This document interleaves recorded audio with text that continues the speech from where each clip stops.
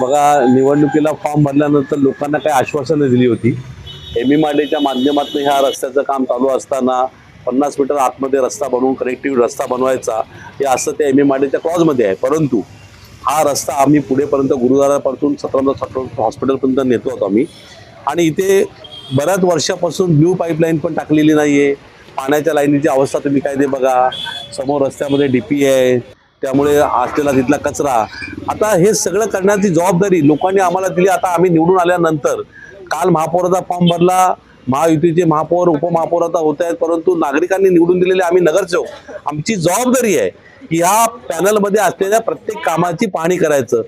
आम्हाला निवडून दिल्यानंतर दुसऱ्या दिवशीच आम्ही कचऱ्याची साफसफाईला सुरुवात केली होती. मी लोकांना शब्द दिला होता आम्ही सगळ्यांनी की आम्ही निवडून आल्यानंतर दुसऱ्या दिवशीच आम्ही कामाला लागू.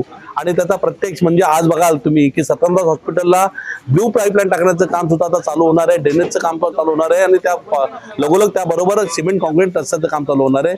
मला असं वाटतं की आता लोकांनी जनतेने आमच्यावर विश्वास दाखवून नाकाम लोकांना घरी बसून काम करणाऱ्या लोकांना निवडून दिले. तर मला असं वाटतं आता काम करणारे आम्ही 14 जण आहोत आणि ह्या प्रभागामध्ये नक्कीच तुम्हाला विकास दिसेल. शहर की ताज़ा तरी खबरों के लिए हमारे YouTube चैनल को सब्सक्राइब करें। अगर वीडियो अच्छी लगी हो तो लाइक और शेयर करें।